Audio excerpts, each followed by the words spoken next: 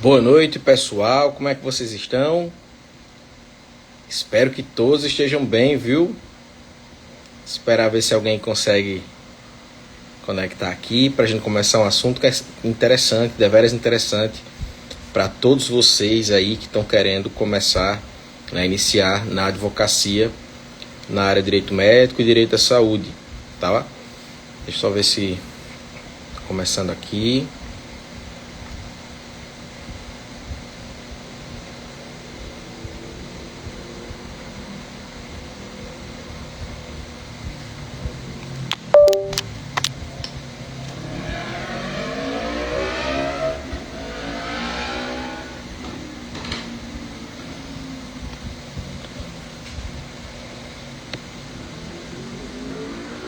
Bom, eu acho que todos já me conhecem por aqui. Meu nome é Marcos Túlio Farias, sou advogado atuante na área de direito médico, direito da saúde, e eu sempre trago para vocês aqui alguma coisa sobre o tema relacionado ao direito à saúde e como a gente conseguir fazer nossos bons honorários aí, fechar nossos contratos de 6 dígitos com nossos clientes.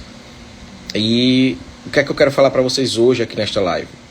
Eu queria falar que pode parecer difícil, a gente ter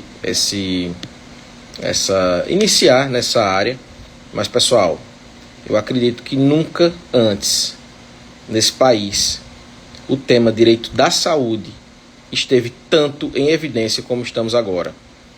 Porque assim, todo santo dia, todo dia, chegam muitas notícias para mim, porque querendo ou não acaba acompanhando isso, mas eu vejo nos noticiários, vejo nos perfis de notícias do Instagram, vejo no YouTube as notícias que aparecem lá, tem alguns rios, enfim, vídeos curtos que passam, que são erros médicos, infelizmente com resultado óbito, infelizmente com resultado incapacidade, infelizmente com algumas situações onde precisam de uma medicação ou de um tratamento que é negado pelo SUS. Eu falo SUS, mas existem muitas outras coisas também nos próprios planos de saúde, nas próprias clínicas, hospitais particulares, conveniados. Mas, infelizmente, na área pública é onde mais acontece, onde mais aparece para a gente, esse tipo de situação. E por que eu trouxe de novo, estou levantando esse tema aqui para vocês? Porque, pessoal, tá demais. E muitas coisas que eu vejo, até alguns colegas me comentam, que às vezes não sabem por onde começar, não sabem, chegam para eles as demandas, eles não sabem tocar, porque falta às vezes um conhecimento um pouquinho mais técnico, tá? E não é bicho de 7 cabeças, não é nada de outro mundo não, tá? Só que realmente tem que se ter um pouquinho de cuidado na hora de analisar a documentação, na hora de analisar prontuário médico, na hora de analisar um relatório, um boletim médico, um receituário, os atestados, enfim. Por quê? Do mesmo jeito que o previdenciarista faz isso para entrar com a ação de pleiteando o benefício, seja ele o auxílio-doença, seja ele um LOAS ou até mesmo uma aposentadoria por invalidez, é esse mesmo cuidado que a gente tem que ter dentro do direito à saúde, tá? De analisar a documentação que chega, analisar os prontuários, e aí a gente com o tempo vai tendo essa percepção do que realmente é um erro médico, do que foi um diagnóstico que foi feito errado, se não foi, se houve alguma coisa relacionada ao que a gente chama de iatrogenia ou não, enfim. A gente tem sempre essa noção quando pega uma documentação que já tem essa prática, para poder analisar. O que é que ocorre? E é isso que eu quero mostrar para vocês com o nosso protocolo 6D, que é passar para vocês já mastigadinho isso daí. Como vocês analisarem esses prontuários, analisarem essa documentação, analisar o receituário, até a conversa do próprio cliente, porque muito do que a gente descobre do que aconteceu é na própria conversa. A documentação fala para a gente, mas muitas vezes o cliente mostrando com as próprias palavras o que sentiu, o que aconteceu, você meio que complementa isso. Então, sempre é interessante ter esse relato do cliente, óbvio, claro, mas também compará-lo com aquela documentação que você está em mãos, tá? É importante ter isso também. Então, assim, quando eu falo que não é bicho de sete cabeças, realmente não é. Mas citando o exemplo do advogado previdenciarista, é mais ou menos aquilo ali. Entendeu? É mais ou menos o que o advogado trabalhista faz com a análise do TRCT, vamos dizer assim, do extrato do FGTS. Entendeu? O criminalista faz quando pega um inquérito, quando vai ver a denúncia. Então, tudo isso, essa questão dessa análise tem que ser feita com esse viés, vamos dizer assim, holístico, né? Para tentar ver e entender o que aconteceu, tá bom? O que eu recomendo a vocês, toda vez que chegar um cliente com algum problema, ouça primeiro, ouça com calma. Se você acha que vai demorar um pouco mais, e enfim, marca o segundo momento para conversar com aquele cliente também com mais calma, mas peça para ele deixar a documentação se for muita coisa, porque aí você com calma vai dar uma olhadinha no prontuário, vai fazer uma linha do tempo do prontuário médico, o que é que aconteceu, quando ele entrou, quais as medicações que foram ministradas, quais foram as terapias utilizadas, o que isso causou, se houve alguma intercorrência. Então tudo isso vocês têm que ter essa minúcia de analisar, porque pode ser que numa dessas situações você identifique que houve sim um erro, ou então até não, que não houve. E aí muita gente fala, mas será que eu tenho que contratar um perito para ver isso, um perito médico? Não, não é necessário não. Se você souber identificar o que aconteceu e se existe a viabilidade de protocolar uma ação, não há necessidade neste momento de contratar um perito médico. Até porque a própria justiça vai fazer isso depois. O que é interessante você saber é se existe viabilidade naquela ação ou não, para você desenvolver a sua tese com base no que você recebeu. E aí sim, para dizer se tem responsabilidade objetiva, se a responsabilidade foi do médico, dependendo se houve, de onde foi o procedimento, se existe ali uma concorrente no sentido de muitas vezes, e é uma coisa que pouco se fala, mas o paciente ele também tem deveres quando ele faz algum procedimento. Eu não estou falando aqui que o paciente morreu por culpa dele próprio, não. Porque geralmente quando acontece esse tipo de erro médico, nem da mesa cirúrgica a pessoa consegue sair. Mas aconteceu, eu já vi um caso, inclusive, não chegou para mim, mas eu já vi esse caso, já tomei conhecimento desse caso há um tempo atrás, onde uma cidadã fez uma cirurgia e no dia seguinte, a cirurgia foi bem complicada, foi no intestino, e no dia seguinte pediram para ela fazer caminhadas no corredor do hospital. Ela não estava conseguindo nem pisar direito, mas mesmo assim pediram para um técnico acompanhar ela. Ela fez a caminhada dela, segundo foi determinado, e ao subir na maca novamente, ela sentiu dores muito fortes.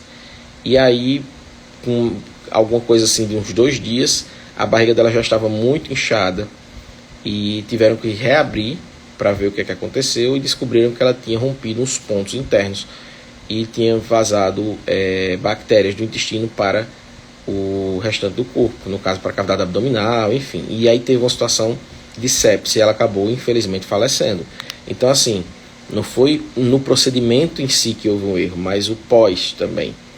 E é isso que vocês têm que entender, porque às vezes o procedimento em si não teve erro nenhum, mas no posterior, né, e que também, diga-se, não foi erro dela, a paciente não contribuiu para isso, pelo contrário, ela informou o tempo todo que estava com dor, a família falava isso para a gente, mas não houve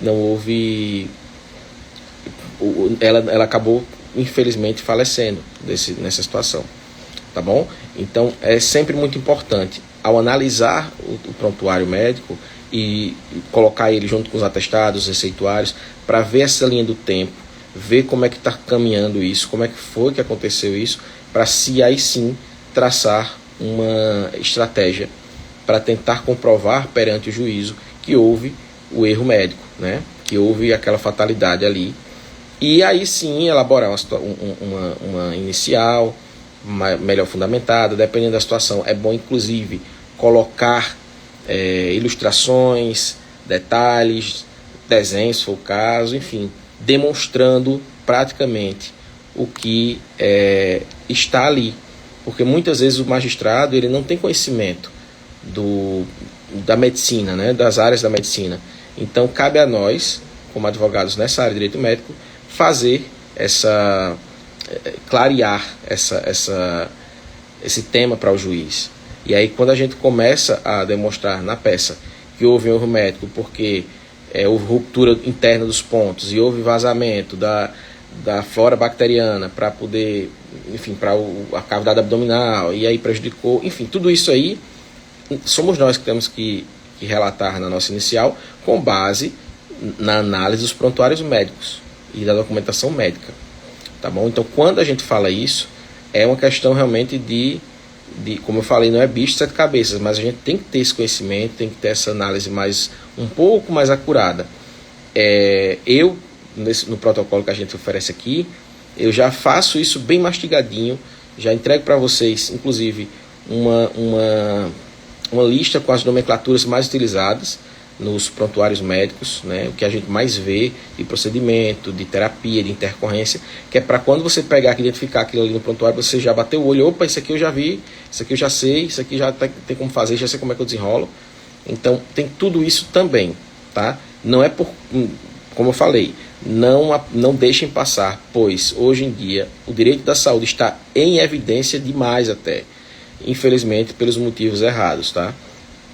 Se tiver uma dúvida ou dificuldade, nesse método que a gente passa para vocês vão ter como tirar, vão ter como sanar, vão ter esse acompanhamento comigo, junto comigo também. Então, façam, participem da nossa Masterclass que vai acontecer agora dia 1º, tá? Eu vou estar lá, mais uma vez, mostrando a vocês que o nosso futuro na advocacia, ele tem que ser direcionado. E a área do direito médico, a área do direito da saúde, principalmente, é uma área que está em ascensão e em plena evidência. Não tem como hoje um advogado continuar trabalhando apenas com juizado, apenas com trabalhista, apenas com previdenciário, porque são áreas que naturalmente estão saturadas, né? E essa área agora, do direito da saúde, é uma área que está em ascensão e crescimento. Então, toda vez que vocês veem uma notícia no site, na televisão, enfim, de um erro médico, vocês vão entender que ali por trás estão vidas e que precisam de defesa técnica. E vocês têm que estar preparados para fazer isso, vocês que querem seguir realmente no direito à saúde, tá bom? O nosso protocolo, ele prepara vocês para isso. Ele tem esse condão de preparar vocês para receber essa documentação, ouvir o seu cliente, entender a dor do cliente como paciente, né? Porque quando ele vai procurar você, geralmente ele está ou como paciente ou como família do paciente, que aí é até pior, porque provavelmente a pessoa está numa situação de incapacidade plena, talvez, ou óbito, né? E aí, infelizmente, não tem muito o que se fazer, a não ser realmente requerer justiça para aquele caso. Quando vocês se depararem com isso dentro do nosso curso, nosso protocolo, a gente oferece sim esse acompanhamento.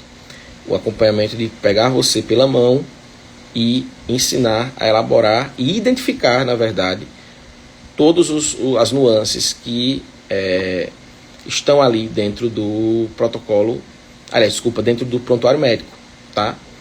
Porque, como eu falei, não é bicho de sete cabeças, mas a gente tem que ter um olhar um pouco mais técnico para isso.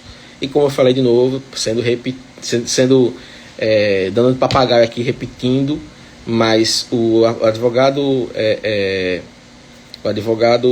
previdenciarista também faz isso. O advogado trabalhista também faz isso.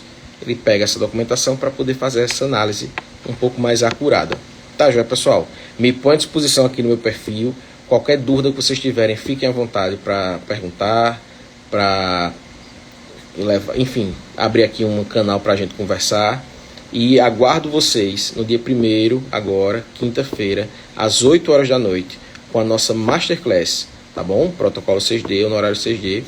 E para mim vai ser uma honra receber vocês e poder compartilhar com vocês o pouco, que ainda é pouco, porque eu tenho muito a aprender, né?